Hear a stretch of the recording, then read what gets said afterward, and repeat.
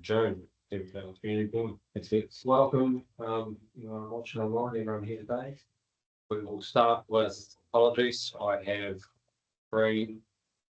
Mark is away overseas. Becky's an apology, and worship and Mia is also an apology for that scam. I'm working in with someone second them. We're going to fight over this, aren't we? Yeah.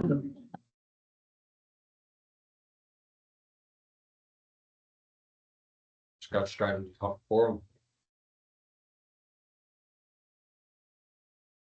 Arrows online.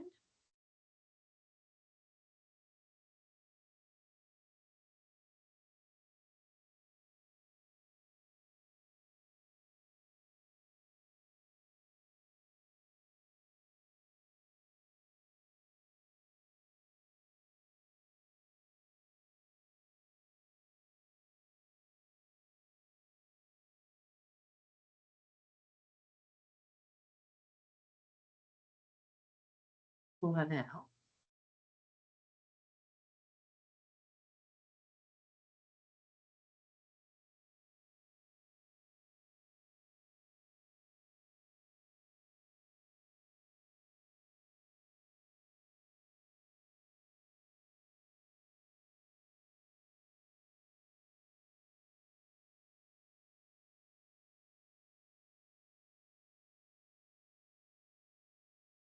Another, can you hear us?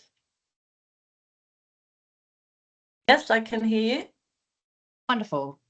All right, we welcome Ella to the public forum today to speak on mobility parking corner of Kelso and Scotland Street.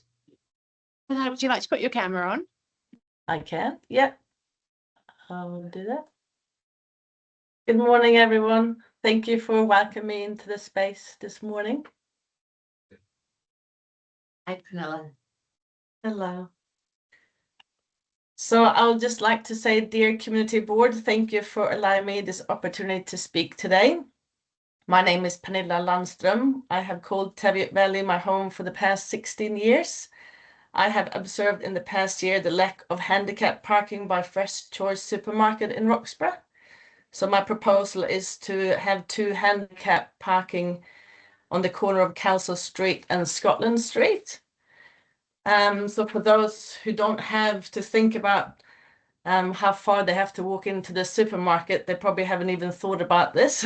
But it made me start to think about this because I saw a very young member of the community parking right on the corner and just jumped out of the car and got into the supermarket. And I thought of the ones who might be on crutches or have a wheelchair, or they might even have those walkers having to walk to get into the supermarket. So I'd love to see 2, like I said, 2 handicap parking there on the corner. I'm not sure if this is something that the community board can start moving in the right direction. Thank you for raising it. And when you now that you raised it, you did right. I've seen the same thing. But you're right in your statement when when it's not something that you have to deal with, you don't think about it. But in recollection, I have seen similar issues. So I fully agree that it's something that needs looked into and progressed down the right channel. Do you think we need 2 parts, Pernilla, or do you think one would, because the reality is if we have 2 parts there, nobody's going to take any notice, they're just going to park there anyway. Yeah, I guess I just think if you're going to make a change like that, do it properly the first time, because I don't think the community is the need is not going to diminish over time. It's probably going to increase as people are getting older. So I'm thinking if you're going to do a change, might as well put 2 instead of 1. What about one across on the other side, so like people with a mobility walker can it's closer to the supermarket, but instead of taking 2 on one side of the street, put 1 on either side, so that if you park on the little park side, you've actually got more space to maneuver a wheelchair or a wheelchair lift that's on a vehicle. So are you thinking on the corner of Scotland Street there? Yeah, on the other side, you know, where the little parkers. A lot of people park just. Oh, by true. there, and that Yeah. would give a little bit more space. Yeah. And somebody with a wheelchair can still easily get across that road. And into the supermarket, and maybe have another one actually on the corner of Scotland and Parsons Street, directly outside the supermarket. Again, I just think it's the closer they can be at the supermarket corner, the better. So then people don't have to cross roads or do anything like that. Because, yeah, people don't tend to be very cautious around turning into that road on Council Street. So, but I'm just putting it as a proposal. I personally think it would be great if there was two side by side, but if it's an easier option to do it any other way, then that's cool. I just think we got to be mindful about the people in our community who they might not live in the community, but they might be traveling through, or yeah. Again, I think if we could set two side by side, then that would make it a bit more future proof, if that makes sense. No, it's a very fair point, right? What is the process QP for that? Yep, so following this request from Carrier Dispatch to basically investigate this further in terms of actually looking around practicality and from the rules that you have to follow around how those parks have to be designed. And we also need to go into our road bylaw to become enforceable and basically designate that as mobility parking. That is due to come to council later this year, so it's great timing around getting something like that into the piece, because your point to people using it anyway, the fine now is so significant for using one of those without a mobility card that we would look to, if we put them in, to undertake enforcement on those. And so it being considered as a project as part of it, obviously the long-term plan, so well, it wouldn't happen over the next 12 months, getting it prepared to when funding does become available. So that's the process, and we'll just be about the board endorsing that through the staff endorsing that through the long-term plan process. If you see it as a priority. I in principle, I see it as a priority. I probably, after hearing from QP, we can't guarantee when, but we will certainly take on board and work towards it. Lovely. Thank you for letting me have this opportunity to speak. I appreciate that, and have a good day.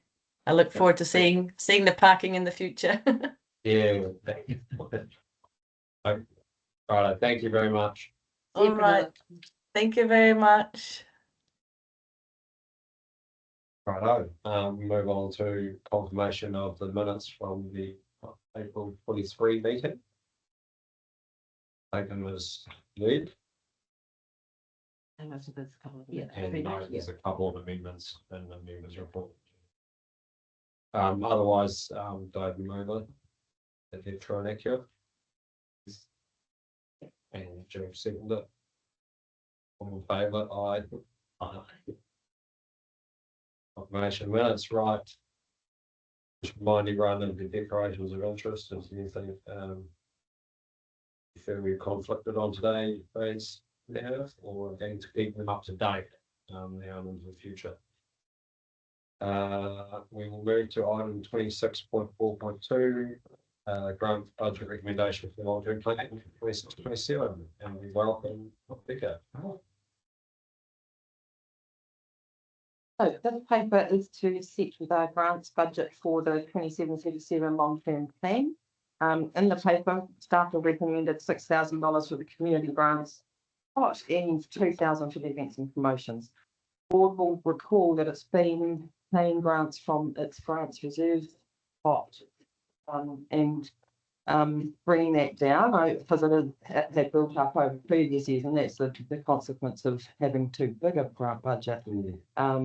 So there's now approximately in the community grant pot, there's about 7K in there, in the community grants one. And so the recommendation is that you start including money back into the budget for future applications. The level's higher than what you previously had as your community grant pot, and that's because you have, I'm recommending a higher level, for you to decide whether you lose it or not. And that's because you've provided multi-year grants to the, is it brass band? We've got brass band here and the youth trust. And so those two come to 4.5. And so then that leaves you, no, you've only promised that for until the LTP, so you don't have to honour those commitments, but it gives you a guide about the demand in the community. And so it would give you about 1,500 for other types of things. And I know that the community gardens, for instance, has got an application in for the next round. So there's those odd little projects that happened around. Now, in terms of rate impact, you have, I've done the dollars, not percentages this time. So, and so you've got an average, it will be a $4.79 to $6,000. I was just working that out. Because you've got, and that's an average across all rating units. So it's not a perfect number by any means, but it just gives you an indication of what 6K, them being 6K, because you've got 1,252 rating units in the Teviot. Yeah. Now promotions, you've still got $17,000 in that pot. So we don't think you need to increase it at all. And it might be that you've postponed actually The promotions side of it. because you've still got $17,000 in that reserve pot. And when you say, well, you've answered a couple of my questions, but the next review would be at the next LTP process, I assume. Yeah. But I think the Outside of the 17K pluses is and minuses. probably, in the part, I had a look at what you spent promotions on in the past, and it was cover to cover, the entertainment centre, cherry chaos, and the cavalcade. The types of events. Run me through what could that budget be used for? Or events profit, but also Such as promotional events, activity, promotional activity. So the entertainment centre, I think, paying for their light box outside. So that sort of. That's where I'm going. Yeah, Is could that reserve, could some of that money be spent on something similar on the new building? If it fit in with the grant criteria. Yeah. And there's no limit on the maximum single grant you can make. At the moment, we've got this, usually there's like a $2,000, but because you've got this reserve, you could fill the case. To use Right. it for, this is a one-off project, right? Building this. That's what I'm going, Yeah, so I think that there would be a opportunity to, Yes. So if we wanted to say hold a fundraising for the community centre, maybe do something a bit different or a bit out of the bag, but we able to pull on those reserves to say we wanted to hold a poster opera or something like that. We're working on district level. that's tricky, Jill. We're just having a website conversation. The promotion and events grants aren't for that type of event, so it would need to be a community grant application, and community grants don't want to start and fund events. And so you sort of, rock and on the face, that type of application. You could, there's different ways, I don't want to say skirt cat, there's different ways to look at things. You could look, the entity that's providing the fundraising event could apply for grants for other things that then frees you up to run the event. You know what I mean? Yeah. It's a bit tricky, but it's hard to get money to do a fundraising event. Very far down the track, but in theory, that reserve could be used for something street facing or promotional. Promotion, yes. Like if you wanted to, when the new centre is built, for example, and you wanted to do like a district-wide really cool thing, everybody come to Roxburgh and really promote your town, that kind of activity. From the promotions from this thing. Okay.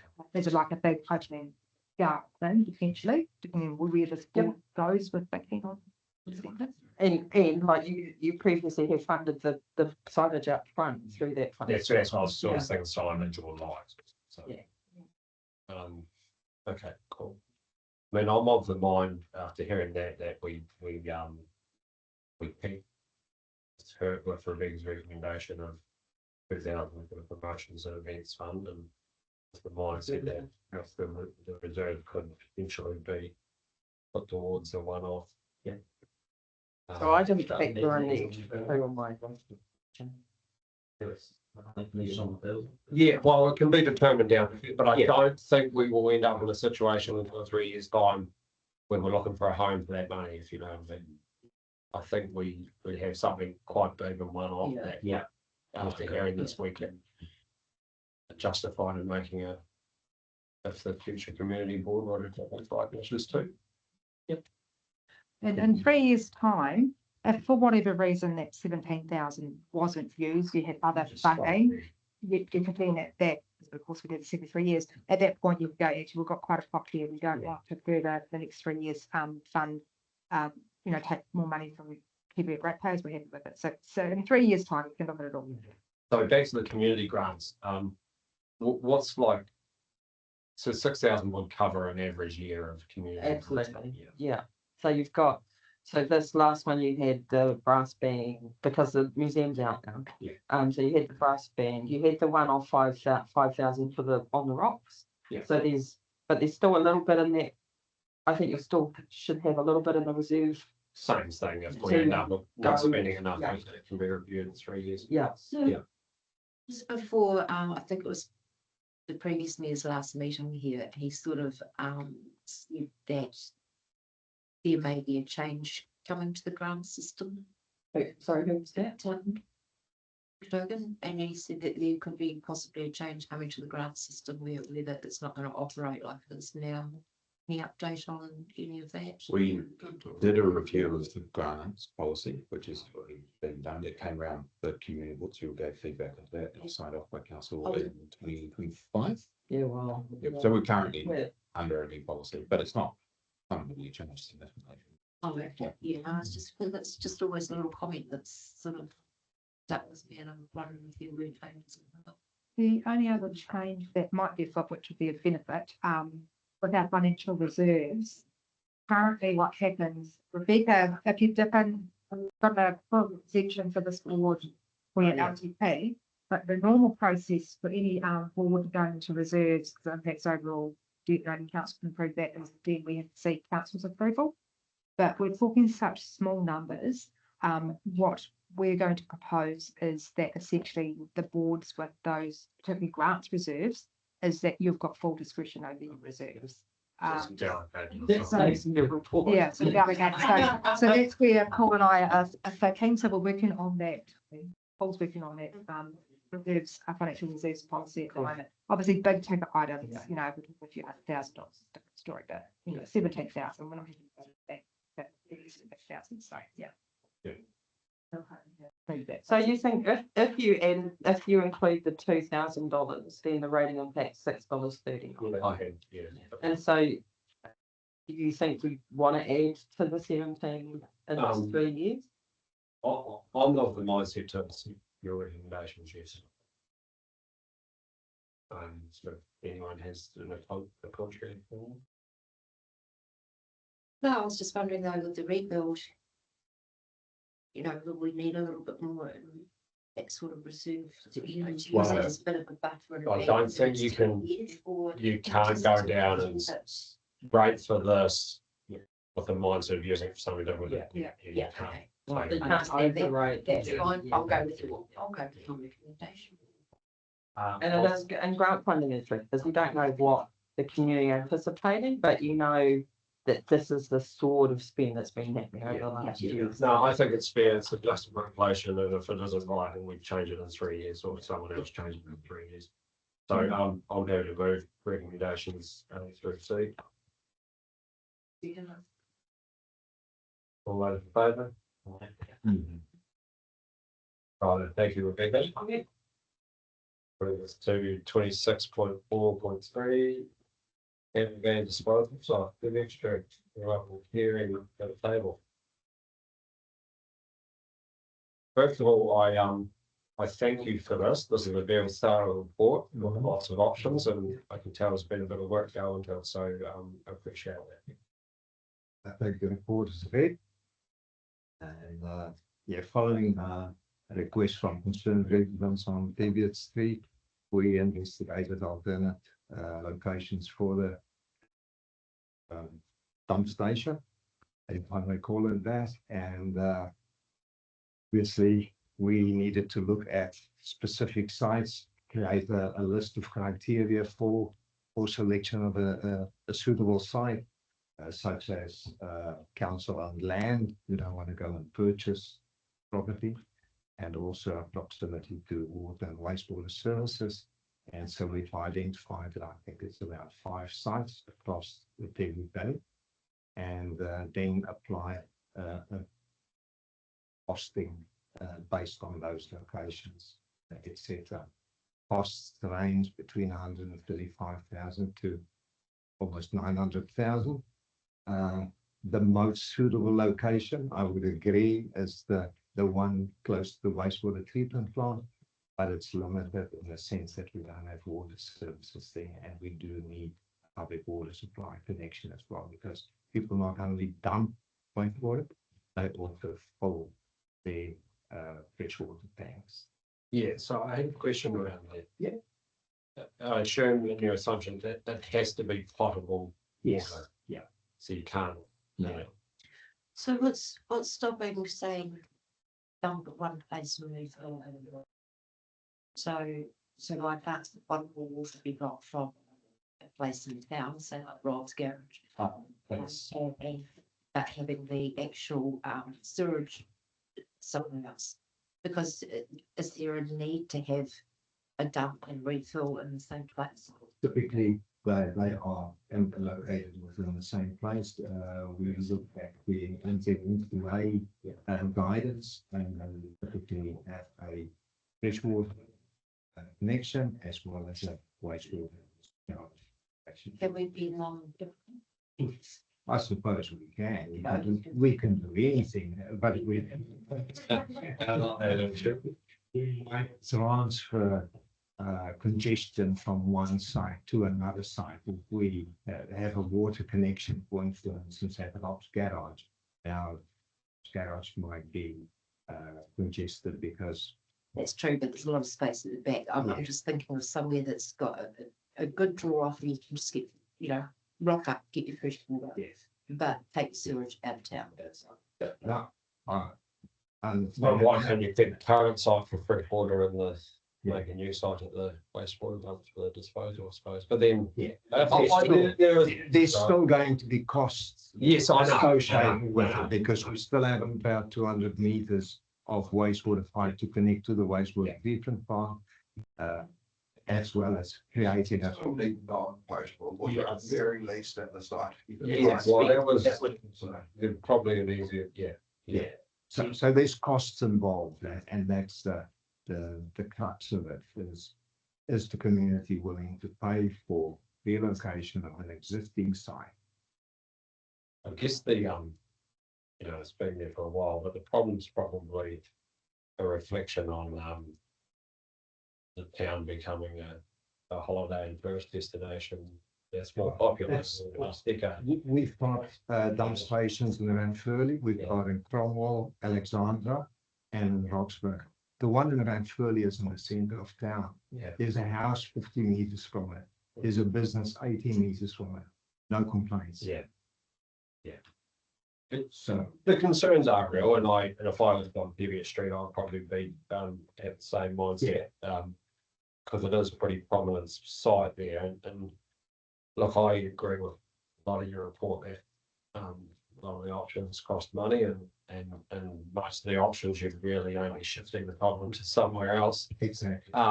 So I was the mindset is how do we mitigate some of the problems that current site's got? Yeah. And I sort of see it as a big open site that's very visible, which is one of the issues. And I sort of just wonder if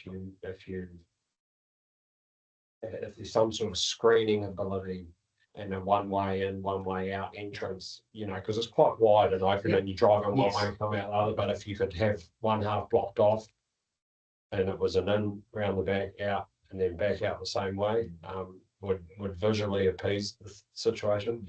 I think some of the stain and the odors coming from people not actually rinsing out the connectors as they drive off, and there's a little bit there, so maybe some, at the very minimum, if we went up with signage, to remind people. And I guess, but how does that work around access and grading and screening something off and blocking it with, I don't know, a fence or trees or. Tracking codes to make sure it's achievable for them. Yeah, but I'm talking about putting up some visual barrier, where you can plant something, I don't know. Yeah.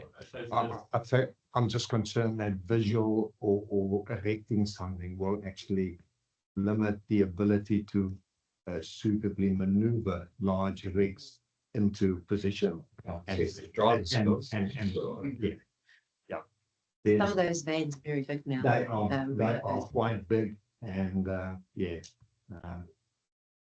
designed for self-containment.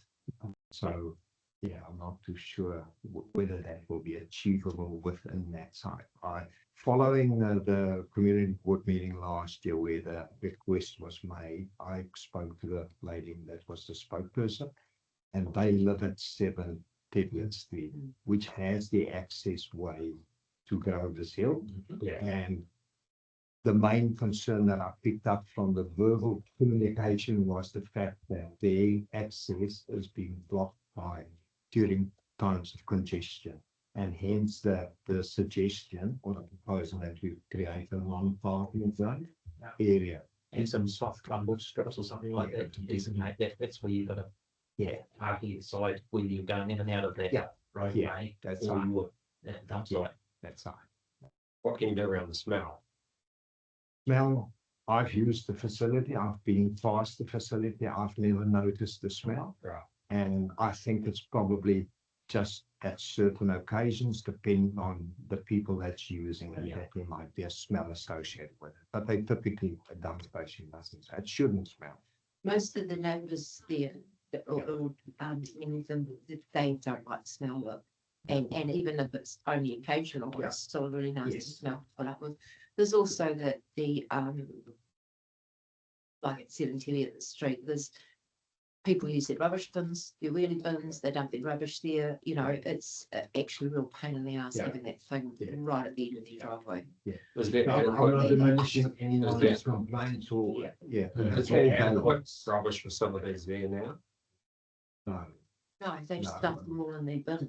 Okay, And well, that's bins probably if they're another out. thing for all this, perhaps. So, yeah. Like, because if we're of the mindset that, well, without making a decision right now, but if we had to make the site better, what are the key things we need to advise to you guys to go ahead and improve that site? It sounds like rubbish. If there's no rubbish there, we probably need to work on some bins. Although it's just Yes, it's just and none of the other dump sites provide other service. Yes. There is an expectation as a caravan motorhomer that you take your rubbish with you. And there is an expectation and other sites that rubbish services are provided. Make the one-stop shop across the district. We, there's also, that surprises me. But I accept the rationale, but I'm surprised that you don't have them across the district. And I would say that's across, we have a caravan, we carry with it around the Southland and everything like that. It's very rare. I can't think of a caravan dump site with rubbish bins. That really surprises me. And I do sympathise John's empties and rubbish bins with them a and little things, bit because in my yard in Russell Street in Alexandra by the McKeown fuel stop, I put my wheelie bins out there. A camper van pulled up and he emptied all his camper van into my wheelie bins and drove off. So And that's if what's there's happening. a rubbish bin there, I'll use a wheelie bin, I'll use it. That's what's happening at Teviot Street, so, You were speaking, so. yeah, I was just gonna say, the point that GP is making as well is we see performance outcomes on some of the Linens land where there is rubbish bins. So Logan particularly, where not only campers, but also locals use those rubbish bins. As a communal rubbish bin, they flow their own. So by putting rubbish bins, you attract more rubbish, is ultimately what happens. And it could be the signage might out that in both options for the people with rubbish. Yeah, and I'm sure through waste we could look at options around highlighting our transfer station hours and where that was transfer station is across the district, which we've done, and the limits size of the rate. But yeah, no, people shouldn't be doing that. You should know better than that. It's unfortunate that people. What would, Human nature. if you were to, what is the rough cost of the actual across the river here for wastewater connection only? Wastewater connection only. You've got 860 and or Yeah. that's including the pot. That's right. That includes the water. I don't have those calculations with me, but it won't be that much more than any of the other sites because it's all, you still need to create an area that's chip sealed with it. Yeah. So the only other option which is in my mind feasible is the rugby club. Yeah. Now, question, do the golf club and the rugby clubs, are they not connected to the wastewater network? No. Are they not? They are separate. Okay. So yeah, state highway 8 connection is the issue there too. That's yeah. Who owns the Scout Den? Who owns the Scout Den that's in that stretch? The scouting, I think it's a CLC property. Don't bowl that, but then bowl the Scout Den and put your dumps there Scout there. down the road for it. About 20 minutes from home. Yeah. It's not at the end of somebody's driveway. Be easy to tap into water. And sewage from here. Is it yeah, and they used? Yes, they do at for the moment. I think they look at the water. They're a stakeholder for the whole. Yeah, okay. Where are we at with this then, guys? Just while we're thinking about that, dear Kerry, I know that NZMCA are very active with their membership in their volunteers. Yeah. So it's the make is an option there. There's anything at the site in terms of regular checks or anything that they might be able to help with as well. Yeah. I've been trying to talk to them. Yeah, it's just been What? a matter of just timing. It's been for the two people in the valley that are very involved with it. With the Motorhome Association. Was a suggestion that maybe the Motorhome Association can help with this too. One of the other reasons from memory that this got brought forward is actually the entrance to the rock as well. The gardens. Yeah, there is a few considerations there. Yeah, it's a tough one.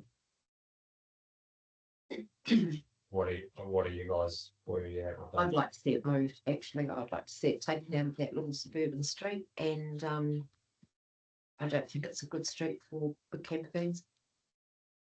And I would like to see it shifted to probably over somewhere by the dump, but we can do something about potable water somewhere else. I don't think the two absolutely have to go together to make it work. Connections, so that's when they get the water. Well, you know, sometimes life's just bloody disappointing. That's right. I they handle all the road, handle filling up the water in one place and dumping the shit in another. So, yeah, to your point, how important is the co-location of potable water? I believe it's very important. Do go hand in hand. If you had rinsing water that wasn't Yeah, potable, you had so that you non-potable can, so water. that you can rinse, you can rinse the muck out that you need to do. But you can fill up with potable water almost anywhere. It's tap and a hose. Yeah. Yeah, that's so. Where You'll Sorry, you'll- really. you'll be somewhere- you'll be somewhere where we if can I go to find that my out. park my caravan in front of your house and connect up your tap, we have. Not a $2.40 which will be but so it can't be private property, it can't be business. It's my place, we don't pay for our water. Provided, So, We can find understand something. the concerns. yeah, and sorry, sorry to go round and round. Well, what are you thinking? Yeah, I think you need to get the water in the same place, keep the cost down, otherwise you're gonna shift another problem somewhere else, yeah, as well. Like, yeah, if you're gonna move it, you get the whole shebang together. Potable water, because otherwise we've got potable water somewhere else and moving in to put that, that's gonna be another cost. So you might as well just keep the cost all on one centre. I think we should be mindful of the fact too that if we are of the mindset to entertain the shift in location and corresponding infrastructure to facilitate that, 12 months won't be us in charge of the list, while we will have little to no say. It'll be up as something more as one of the determine that on the priority list, and I would dare say there's probably a lot of things that would go above it. So my focus personally would be on what can we do to make the site better, with less impact on the residents, and I acknowledge that's less than ideal, and if I lived there, I wouldn't be overly, I'd want to shift them too. But we have to deal with reality, and things, the obstacles in the way, and costs, and whether we can get it done through Southern Waters in terms of their priorities. In my mind, I think we are best to focus our attention on improving access. Yes, and in all practical means we can steps we can take to do that. So what are some of the steps that you see could make that site better?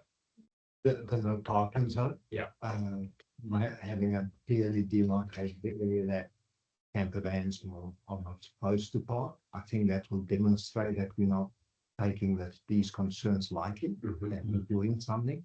Signage is another. Yeah, I think the signage, if there's stains on the road, people clearly aren't rinsing out the connection once it's finished. I think that's a real big one for me, because I actually think some of the odor will be like when a stop truck parks next to it on the street and a little bit of carbon runs out, the stench stays there, and I think that's where the smell is coming from. I think we can seek guidance from the NZMCA. Yeah. See the way we can approach the signage. Yeah.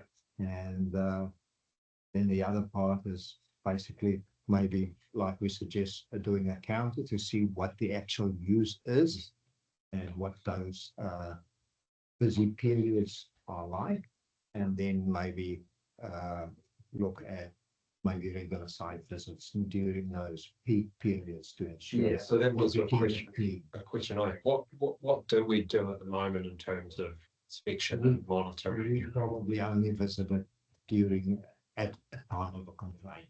Otherwise, that facility would, So that to me would be something in the peak of the season.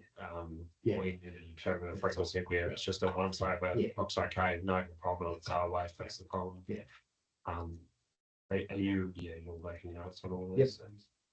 Do we need to change any in the paper? Do we need to put these things in as a recommendation, or just give it back to staff to go away and find some solutions to some of the issues? We can note it if you like to. I mean, we've already got the suggested resolution is that there's a no parking zone created, but we can expand on that. Yeah, signage. What about the back to the rubbish thing? I know that's not what you want to do, but can you get a trial of bin there that they can't, you put not big household rubbish in, but if for the people that are probably really been about the end there, you could try. You can. What we can tell you from the bins is people just put the rubbish beside it. Okay. And literally household rubbish from common houses. Okay. Yeah.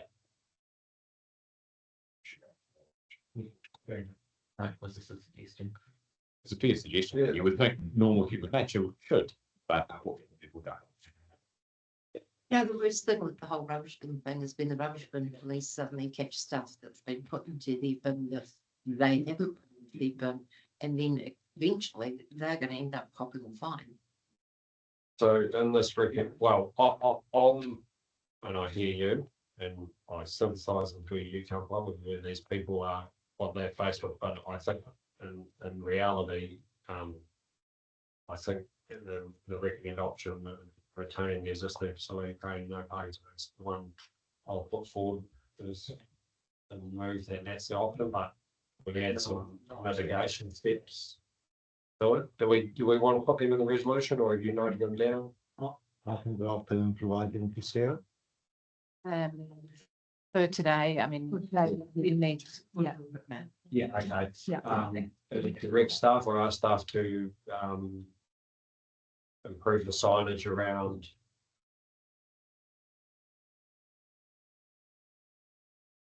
Yeah, sorry, I thought that I was just waiting for Shreya to list what she's reading. Are you sorry, that times, yeah, yeah, I'm sure we're on this part right there.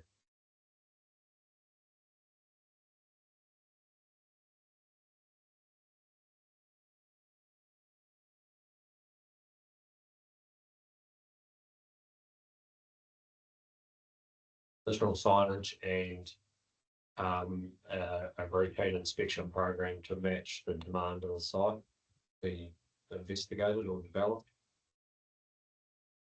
The board also want to, we might not be able to achieve it based on the conversation, but it also want us to investigate the feasibility of screening. Yeah, I would personally like that. I was just about to end that. Yeah.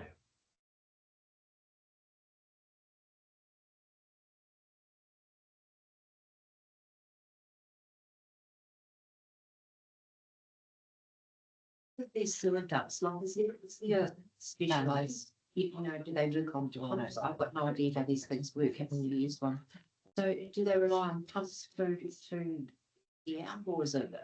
No, that's typically the campervan system. Yeah. Yes, it is a cassette that all the waste goes into. You take it out of your caravan and then it has a piece of pipe connected into the.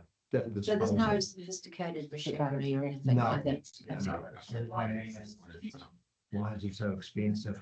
It's the receptacle itself is $5,000 to $10,000, but the actual site to create a site that is sealed, that has curved and channel island, plus a backflow prevention for the water supply, etc. All those add up to more. That's like on the MTA side, on the dump stations, there's also other district councils where they've lodged the costings, and there's one for a pile that was about 160,000, essentially Wolf's Bay, another 150,000. So that's the range of costs for installing these sites, creating them. Thank you.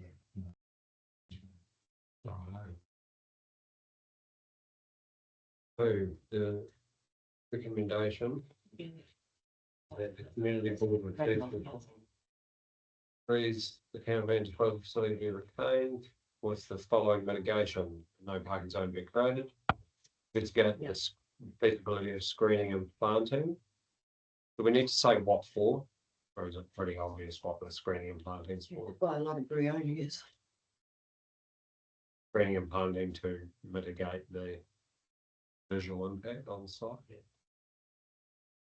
Or is that's pretty self-explanatory? Yeah, cool. Educational signage around use, yeah, yep, and staff to really, yep. So there's going to be a cost to staff to that's going to cost us, isn't it? Somebody's going to pay staff. Come down here I'm to sure that check we it out. found in operational budgets. And what do the South Hall staff? Is that a big one realistically? It all depends on how vehicle and Yeah. what's associated with it. Yeah. So how does it work? How does it work? How does the cost work when you get a complaint and you have to come down? Then there's a specific rate in our ops and maintenance contract for the pump. Yeah, but what I mean is if you come in like, yeah, That's yeah, I think it's within operations. That same rate will apply. Yeah, yeah. So we just need to determine what our budget allows, but So then schedule it for high demand periods. Yeah. So I mean, I think that's operational. I think you guys can figure that out. Yeah. Yeah. I'm happy for that, so I'll move it. Second it, and ayes and against. Against. Would you like that recorded? Yeah. It's not saying it can't be moved, but I think we're going to try and make this site better for now. It's the first step, isn't it? Yeah. They can always come back.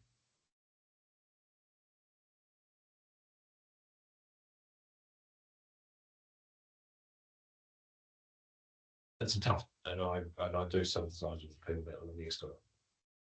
Yeah, and it's not just the smell of it, it's the coming and going, there's big vans, and it's a narrow street. It's a sharp little corner at the south, the river end of Have it. you ever had a complaint about the hours of operation? Obviously, it's 24/7. Only from a place that was came through the Airbnb. That Because others have a that's still like restricted hours of directly across the operation? road. No. That's was directly across the road, so it doesn't affect down the long driveway as much. Yeah. But people that were renting out that Airbnb location for me. All right, thank you very much. Righto, 26.4.4. Poultry fees. Areas. Alex, This is one of my welcome. favorites. I'm grateful of those urban rooster jokes, which my team have decided is the name of my future band. But the main thing I need to talk to you about today, or before I jump into it, I've just noticed that the bylaw wasn't attached to the Yeah, I report. didn't see that. I thought it would have been. It should have been. I've just forwarded it on to all of you. The good news is, like any bylaw, it takes 6 pages to say what I said in 4 paragraphs in the report with nothing else. So you're not missing anything. I've forwarded you a copy, and if it changes anything for you, do email me and let me know later or as you look through it while we're talking. What we are trying to do here is to balance out growth food rights in the form of bees. So this is a fun one to talk to you about, Jill, especially the Section 155 analysis.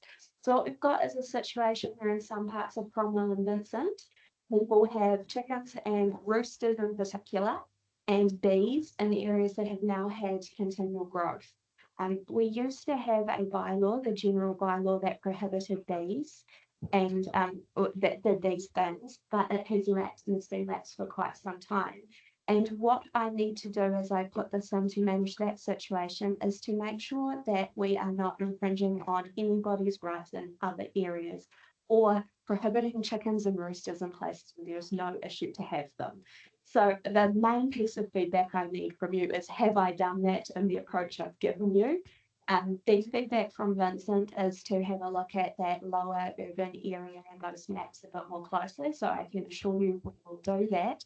And beyond that, I need some guidance of 6 hens you feel is appropriate. If you feel that Roxburgh would or wouldn't be scoped in, remembering I can't get a decision from you, just guidance. And if you think I'm managing to keep that in the right balance, or if you'd like me to tip anywhere. Over to you. I don't agree with keeping roosters in an urban area, even in a rural area that are completely net. Done up. This is it, like I live between 3 beekeepers, but I'm not. That way that you'll be. It's true. Come over. But we're rural, we're classed Yeah, as you're rural, yeah. So I don't know how I'd feel if my next door neighbour in town had a beehive. Yeah, Well, that bees are bees. I've been quite permissive compared to some other bylaws with those bees there by putting the toe in the 1.8 metre height, which is to do with the way that bees travel. And that was an attempt to balance out those rights. And then I've given scope for somebody with an allergy with bees on a neighbouring property for us to go and address that and work that through. So I think I've balanced things out, but I'm really keen for any feedback where I haven't. Is there a problem with urban bees? Yeah. Isn't. So we have references to bees in the bylaw because of in the past, people who had allergies living next to people with hives and in the closer proximity being closer. The primary driver for this one coming in now is a problem with roosters and an ask to include bees because it's a gap in our paperwork in a situation where roosters, yes, bees in theory and have previously. In terms of staff, regional stormwater enforcement. Yeah, one enforcement officer, her main concern with workload in this is the permit approach we've given to roosters. That is, I love this piece of work, sorry. It is, we had a few examples of children who brought eggs and accidentally hatched a boy. So our attempt to make sure we could manage that situation the most central Otago way was to permit them for about 3 months to give just a compassionate approach to working that through. And they would prefer that we have a lesser approach to it that's not so much a permanent, just an enforceable end. And I can't find a legal mechanism to do that. So that's the one workforce issue we're working through. Otherwise, this came from as a request to help meet that need.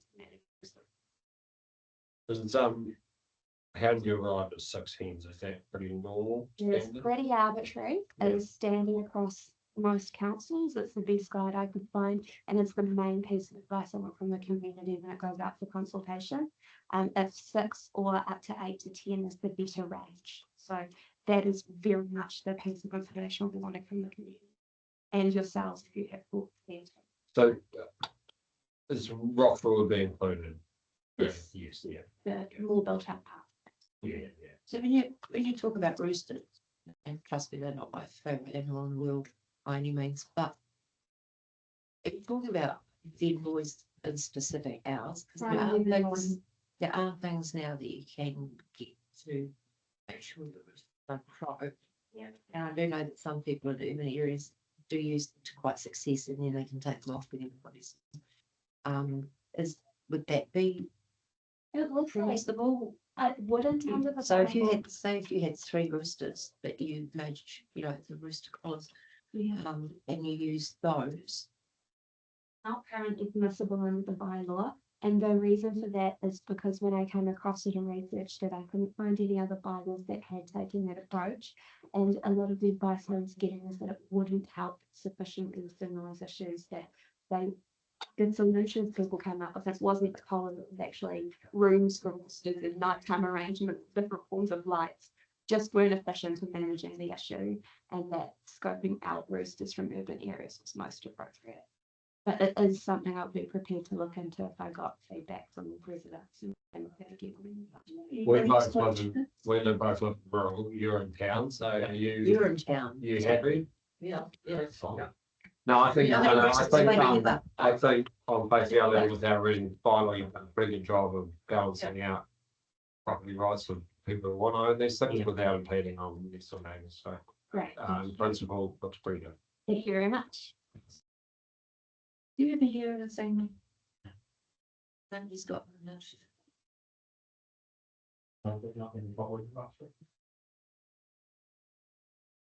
Like, well, it depends in the backyard. I think that's a statement for your goal for me to move, but. Sorry. I think you get, I think have the same for your results. No, I think we just received a report on Tony's noted, yeah. Yeah, thank you. Thank you. We do need to move a second. Oh, right, okay. Even though it's Me. announcing, yeah, thank you. Thank you. There will be no mayor's report as her worship's an apology. Right, I have chair's report from the actual chair. Can I read that? And absentee. Mark Jessup, has sent through a few bullet points, and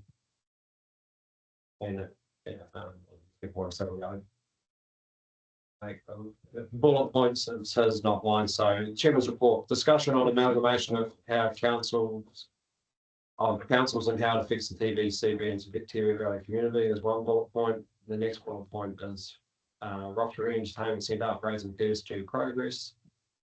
The next one is liaising with the Medical Services Trust on various issues. He is following the Millers Flat mine expansion and Millers Flat and new proposals for Coal Creek. He is continuing work on the Millers Flat domain and the purchase of the Bowling Club Pavilion. And he is keeping an eye on and following the Onslow battery project fast track processes. That's the chairman's report from the chairman. Did you send that to me? Yes, I will. Right, chairman's report. Do you want to start? Yeah, I can start. Yeah, this one. Not too much happening in my space. I did go by prospects 6 weeks ago, and that was just one of black domain. That was just finalising the rest of the work that was to be done there. I think there's some tables to be put in as the last thing, and the flying flocks. So all the plantings and things look really good. I like achieved now, so that's good there. And also touch on Stevenson's Creek, which was cleaned out weeks back, which is good to see that it's been done by the council, the Aboriginal Council. If they can do some more work around those areas as well. And also the last one which we've touched on before was the Griswold Creek. And it'll be good to see some of that work quickly see too in due course. And that's all I have for today. Do I need to go back to Mark's chairman's report and Yes, sorry, and it doesn't really matter. We'll So they do want both of them one, together. yeah, Yeah, right, let's right. list them up and then we'll put Right. them together. Not a lot officially, but been talking to people, especially with the OIC report and WSP report, basing a few of the flood maps on RCP 8.5, which has now been withdrawn from the United Nations. Or the United Nations has now withdrawn that as being completely plausible. So people, there's been a couple of private meetings around what we're going to do about that, how that comes off people's living reports.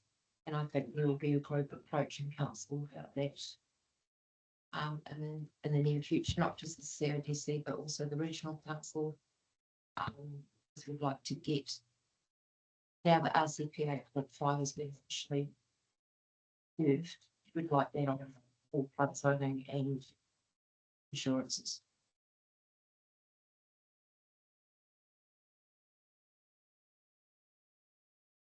has that been, so what are you asking council to? Well, Right. so that Are you asking something of council? or no, I'm just not sort of- asking council, I'm just saying that that's what you know, we're doing. Yeah.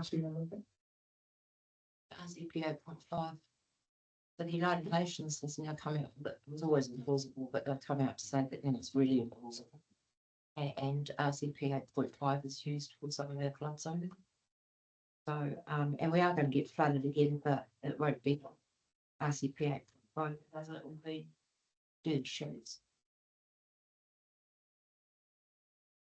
Thank you. Well, yeah, I would like to know, at some stage, I won't do it now, but just to give fair warning that, there's people that will be asking see how much council has actually spent on mitigation work for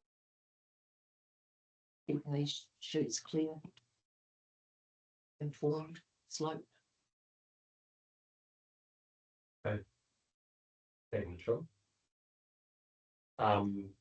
My report, I'll just touch on the entertainment centre, a report from the project steering group. Things moving along good. The RFP for design services closed and there's 22 applicants.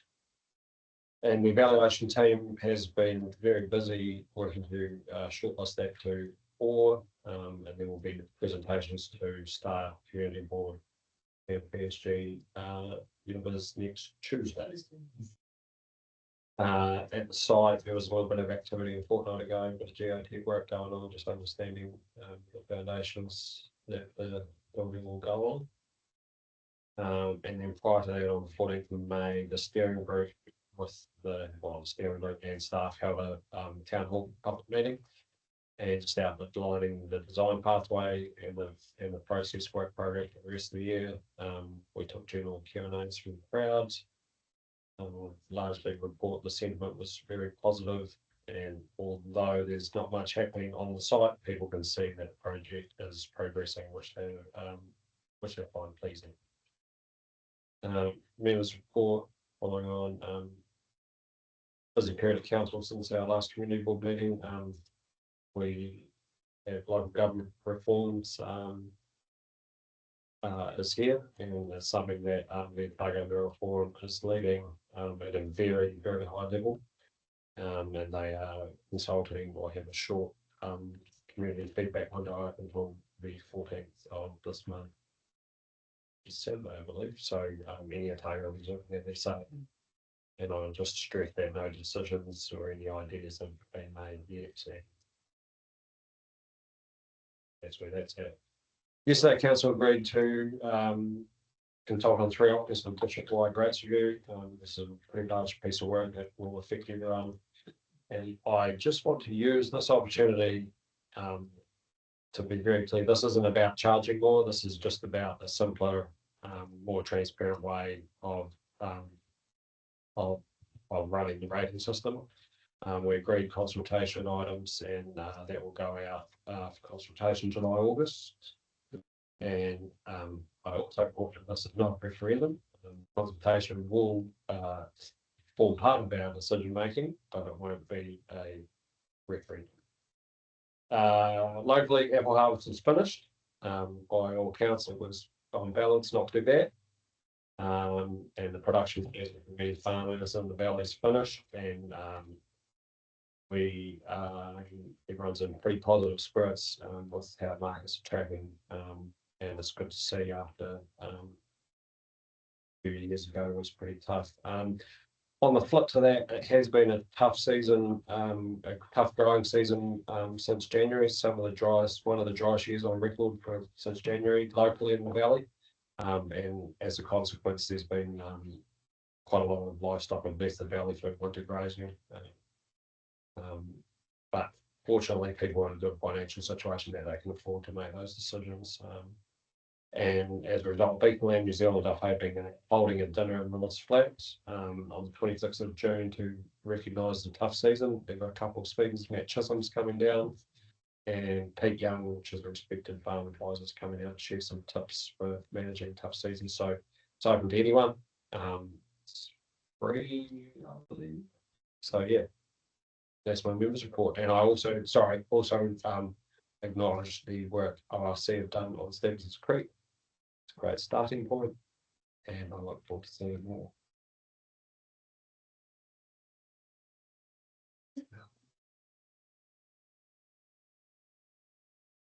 Well, I will move that there. Chairman's report and the members report. So, Oh, I'd just like to say too, I'll throw this in very quickly. There was a really awful, horrible leak after the brainstorm street, and it was so cool to see that fixed. And when I rang this council to say thank you, the girl on the phone was very surprised.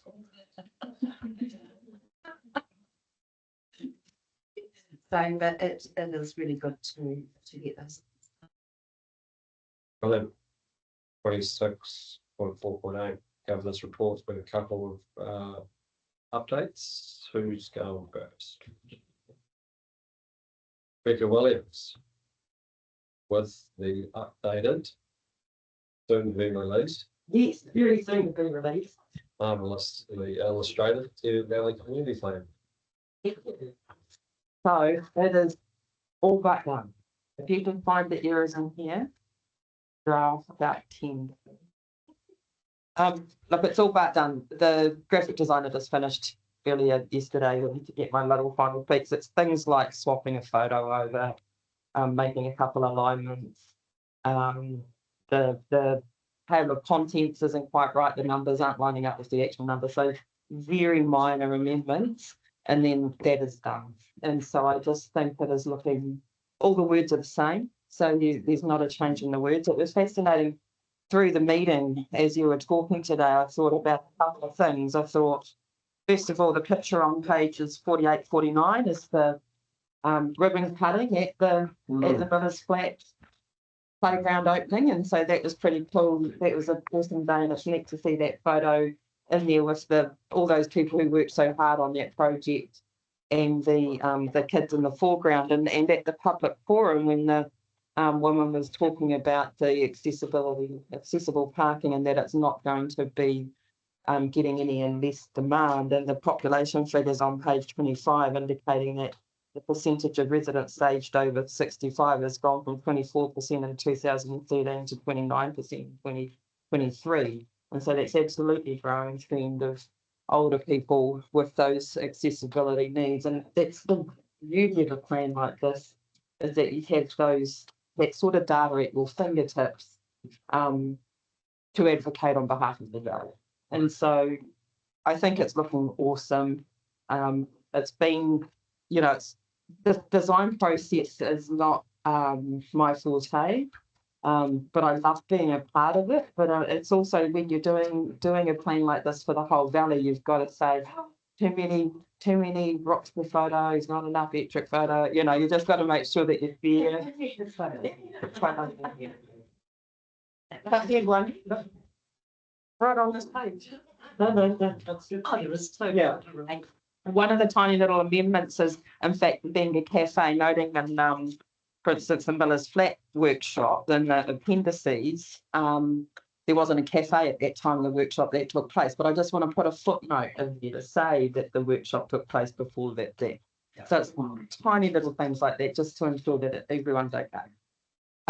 So yeah, so the next steps is we will get those tiny little few amendments done, and then it will get printed. So that will get printed. I don't know if you recall. And so that's a regional for the valley. So here's what the terrace one looks like. So it will be printed like that. So there will be copies around the place that people can have access to. I'll share it electronically so that you can all share it electronically, and I'll put it on my notice boards that I need to put it on. And then it's action time. And so you guys have really based your action plan on a lot of the stuff that came out of here. And Teviot Prospects, of course, as well as keen to fill their boots. So happy to answer your questions.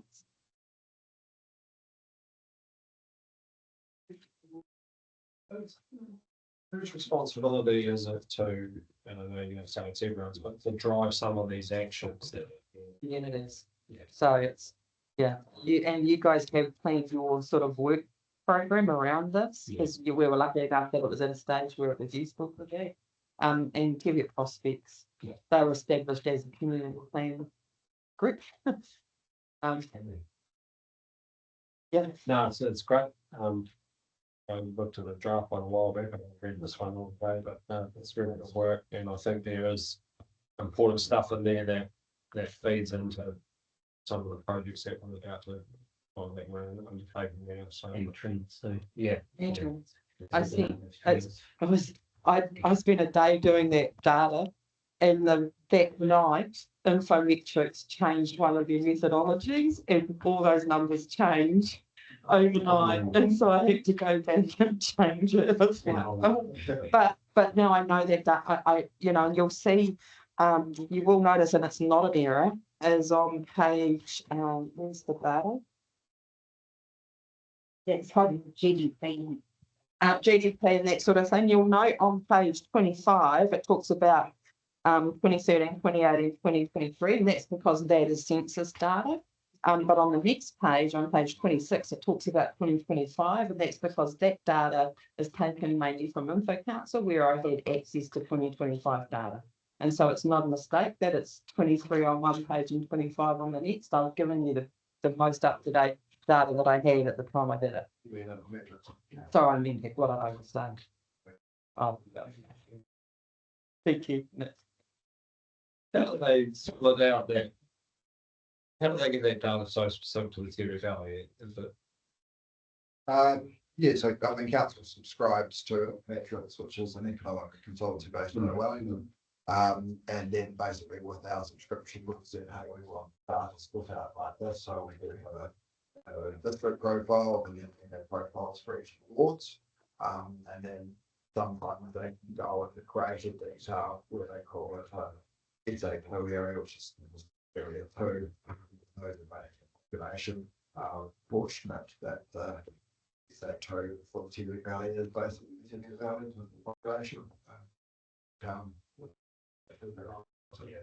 It was fascinating, and it was really good to have Pat Garden walk alongside us on this. And because of the data particularly, the GDP in the valley fluctuates wildly year on year, and so we were putting in a comparison of one year to another, and it wasn't useful because of this. too much. Yeah, it was showing a positive trend or a negative trend, but to an extent, it wasn't a fair representation because of the annual cyclical nature of it. Well, So especially balance down. the two big industries, the fruit industry and the livestock industry are based on commodity industry. So Yeah. Yeah. That's it. Yeah, so we actually took that out because it wasn't a useful story to tell. And we tried to find other stories that were useful to tell. Like I think it's fascinating that 42.7% of the residents in the Teviot Valley lived elsewhere in New Zealand 5 years ago. That's amazing. I would have never have thought that. And that's trending up. Yes, they're all coming from Auckland. Well, they do. Right. It's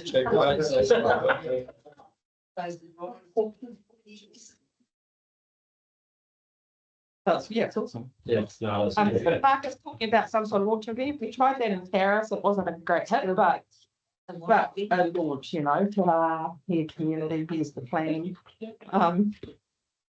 Here's a weird thing with this community, like you talk about, you know, community closeness and stuff.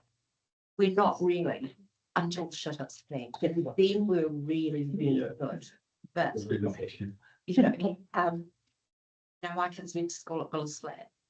And like it was almost near the twain between Billis Flat, Ettrick and Roxburgh. It's really weird. But when something goes wrong, hey, we're good. And like I love this photo, like this of the second side tournament. And yeah. So just there's some great on the cousin. Yes. Yeah. And you're right, I mean, that's the same for many communities. I think most small communities are like that. Because, you know, those days of having turnarounds and parties and stuff. I love them. We used to have. You took that. Do like to be. You can have a plan. Very good. Thank you very much for your work on that. You love that. It's like you're And I came and stopped. We were going down to the meeting and I said to Gord, my husband, oh, let's just stop in for a coffee half an hour later because I know everybody's in here. And so I went to 103 in the supermarket. It was awesome. I'm gonna have that too. Projects. Yeah, that's right. And I've been very pushing this into big projects because there's a lot of stuff in there that the community's already told us they want. And Yeah, on the back of the spatial plan, have this. So it gives it a complete picture. that's good. It's all positive. Thank You're you. moving into the valley. How I'm up to that again. They just build a very- All down here. they just build a big hole, we might be going.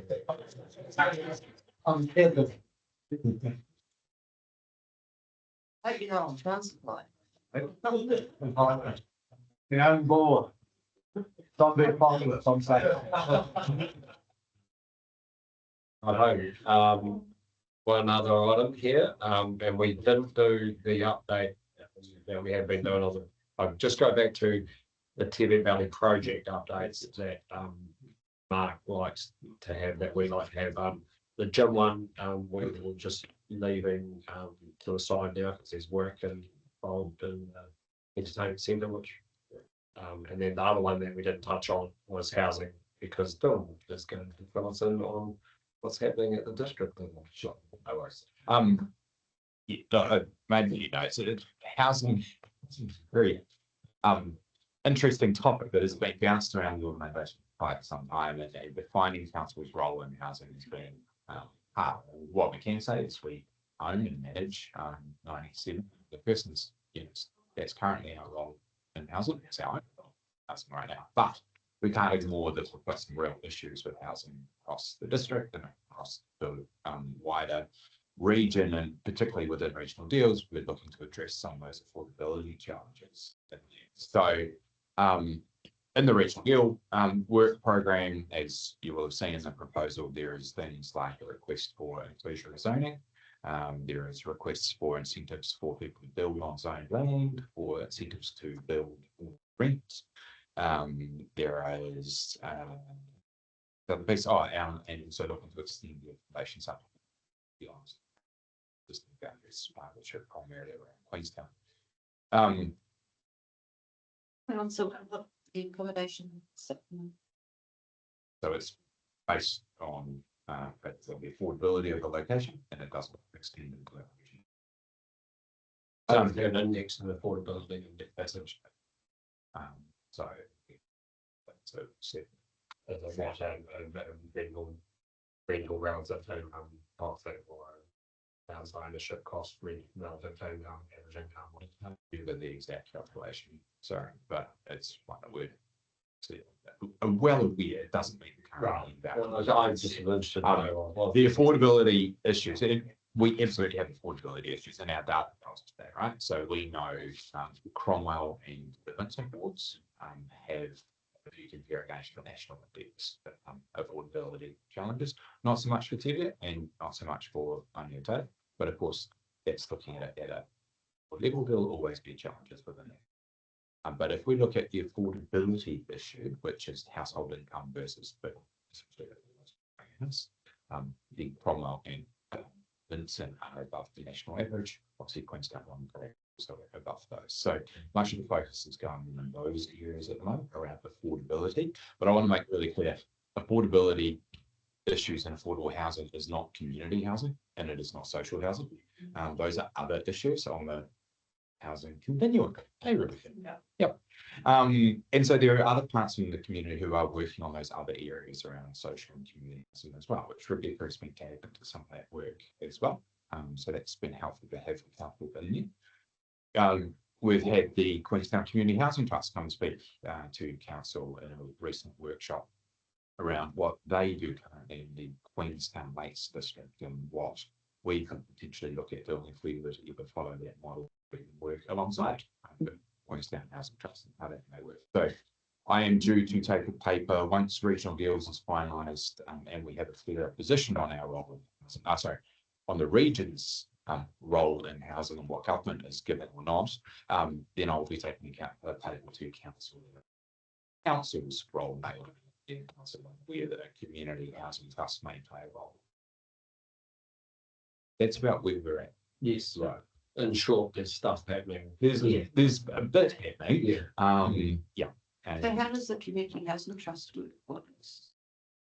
so the Queenstown model, you mean? So essentially they, at the moment, it was initially formed, I would say back about 2012, and they were gifted land that they were then able to start developing houses on, and over time they had some local planning tools that enabled them to acquire land through development that then had more land that could develop on. So along the way they've acquired the land and then they've also received funds to go and build. And so now they provide it under different criteria, but they provide rebuilds, they provide properties that people can buy, but the property they can buy the capital, but they don't buy the land. The land is always retained. So the housing trust, is that a council thing or is it a No, private? independent of council, but council can have, Council. council has a government. It's funded by. Funds. One of the things when they're up and running, Joe, is they actually have very strong balance sheets, so they will get they get funding through different mechanisms such as like some Central Lakes Trust type organisation. So there are other ways that these things can be funded. Councils also do fund it in other parts of the country as well. And sorry, of course, government funded. That's a big percentage. One thing that council property portfolio for grants or government funding, but a community housing trust. Those who rent, it's they get a 25% at the rebate, isn't it? It's not rebate, but it's 25% of the changing that to 30%. Sure, that's policy announced under the budget.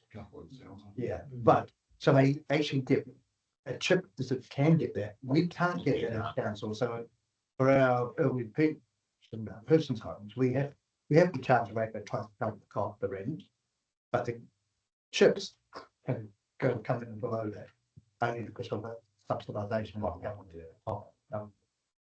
But to be fair and credit to the council, the portfolio largely washes its own face. Yeah. Which is actually not across the country, is it, for council It's a massive phenomenon. If you look at what city council, if it wasn't for ratepayer, because they've got 3,000 social houses that they probably insolvent, but so race was covering that. And so they had to go into a chip to make it more affordable for them because they were having, they couldn't keep the rents as a council.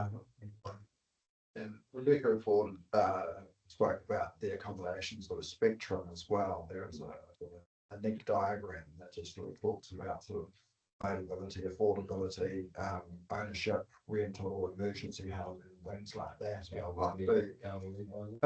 Yeah, but that would put in there as well. Could we have that circulated? Might be useful just to have back have those discussions with community. So Because I think we all have different ideas about what We can have here. So the technology we use is great sometimes. So when Hayden and I are on this and so we've had no clear brief exactly what community housing is until now.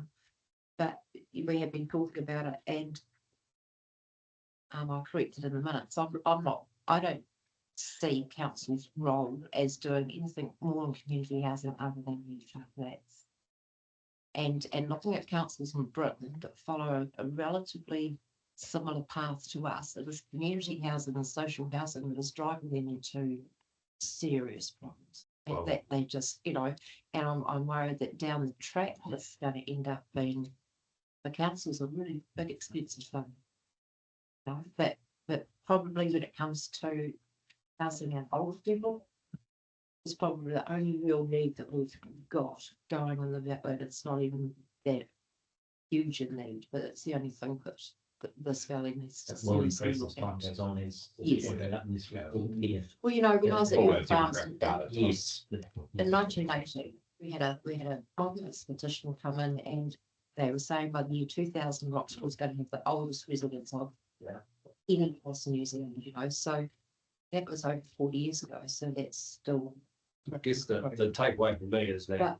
But Sorry. no, go on. No, you I was going to say that it's, the one place where we put good housing that is close to the rest home and maybe could be supported by a rest home is directly behind it, but the old nurses home needs to be demolished. And for that, we need that.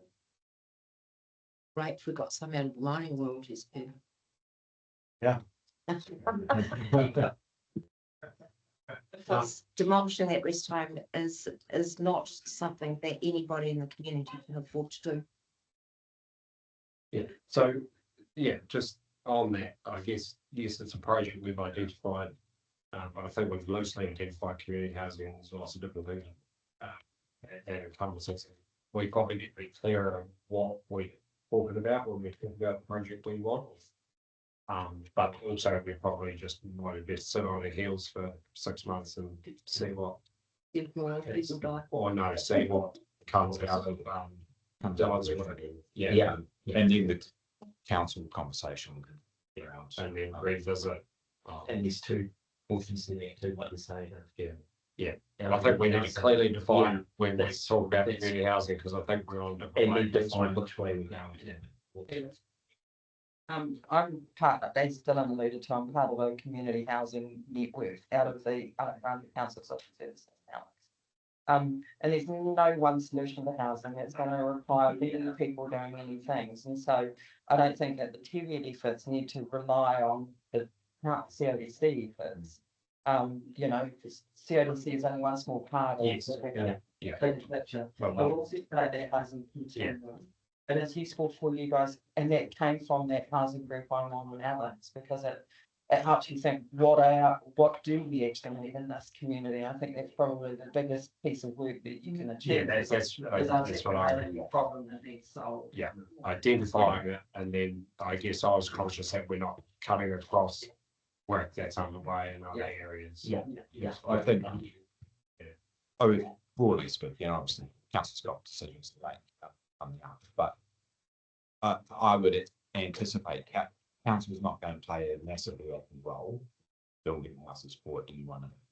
Is the reality of, I suspect, where we go. Yeah, council may support and work alongside a housing provider like a CHIP, but it is unlike council. So, yeah. Biggest point. But wait. No, no. It's interesting, you know, like until you join up with Queenstown. Back in the day, like people used to live in at their work. So if you worked in a big hotel, you lived in, you know, and big employers used to supply accommodation for their workers, and then it stopped. But they You know, always feel they could and- get a whole lot of capital. Yeah, and that's just caused massive pressure. You know, and then everybody was encouraged to put your money into property, and people in Invercargill, you know, bought their holiday home in Queenstown, and now they've been slammed because those houses are empty. You know, but it's still their property, they still own it, so those problems have been brewing for a long time. You know, yeah, it's a bit out of hand. Oh, very good. Thank you, Dylan. Current projects update have largely been covered off. Move through that. Date of the next meeting. It's July. It's in July. Correct? Can we just move the government? Oh, right, yeah. Move it. Yeah.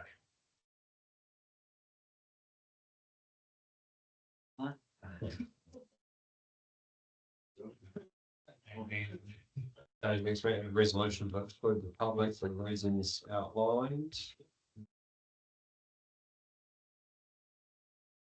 Page 41. Is that good enough? Yeah. Mover and seconder. Oh, it's slow. And Hayden. Thank you. I see.